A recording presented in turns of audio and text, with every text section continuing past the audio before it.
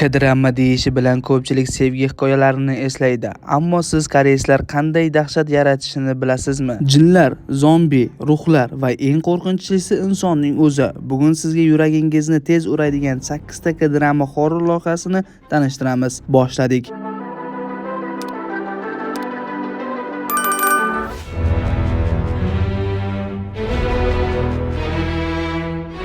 Million bir ko'p qavatli uydagi aholi sirli virus sababli dahshatli jonzotlarga aylanadi. Har kim o'z ichidagi qo'rquv bilan yuzlashadi. Bu serial webtoondan ilhomlangan va Netflixning eng ko'p tomosha qilingan koreys dahshat loyihasiga aylangan. Ghost, jinlar va ruhlar dunyosiga sho'ng'iydigan serialdir. 3 qahramon ekstrasent, ruhoniy va politsiyachi inson tanasiga kirgan jinlar bilan kurashadi. Serialdagi Pakido nomli jin koreys xalq afsonalariga mavjud bo'lgan haqiqiy yovuz obrazdan olingan.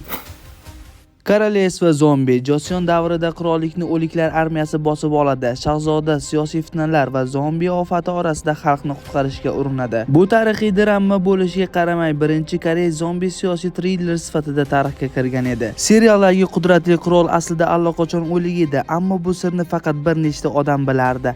Bu serialni ko'rib shunchaki maza qilasiz. Biz hammamiz o'liklarimiz. Oddiy maktabda virus tarqaladi va o'quvchilar omon qolish uchun bir-biriga qarshi chiqadi. Serialdagi maktab sahnalari maxsus serial uchun 100% haqiqiy dekoratsiyadan suratga olingan. Eng dahshatli narsa zombi emas, balki qo'rquvdan insonning o'zi qanday o'zgarishidir. Bu serialni ko'rib shunaqa holatga tushasiz. 8-tun. Ming yillar avval muhrlangan yovuz ruh uyg'onadi. Monk va oddiy yigit uni to'xtatish uchun xavfli sayohatga chiqadi. Qahramonlar o'z qo'rquvlariga qarshi kurashadi. Film buddist afsonalaridan ilhomlangan. Qizil va qora ko'z timsoli esa haqiqiy diniy manbalarda uchraydi. Filmda jin aslida inson qalbidagi ochko'zlikni ifodalaydi.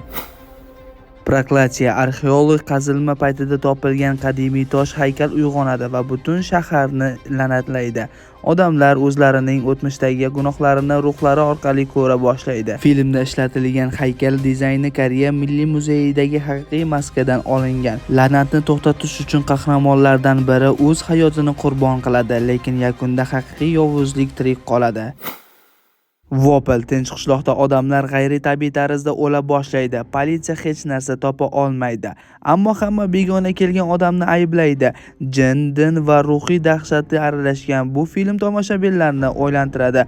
Yovuzlik tashqaridami yoki ichkaridami bilib bo'lmaydi. Film Cannes kinofestivalida katta rezonans keltirgan va ko'plab tomoshabinlar so'nggi sahnani yechimsiz dahshat deb atashgan. Film oxirida kim haq, kim yovuz hech kim aniq bilmaydi. Moriya Spakoyeva. Insoniyat suv tanqisligidan halokat bo'layotgan kelajakda Oy bazasiga maxfiy missiya yuboriladi, ammo u yerda topilgan suv odamlarni o'ldira boshlaydi. Oy sahnalarini haqiqiy kosmik rangli tonlarda 3 oy davomida yopiq studiyada suratga olingan. Insoniyatning halokat sababi tabiat emas, ko'zi ochligidandir. Drama horror bu faqat qo'rquv emas, inson ruhining sinovi. Ba'zan jin bizni emas, o'z gunohlarimizni ko'rsatadi. Siz bu ro'yxatdan qaysi birini tunda tomosha qilishga jur'at etasiz? Izohlarda yozib qoldiring va kanalga obuna bo'ling. Keyingi dasturlarda ko'rishguncha xayr.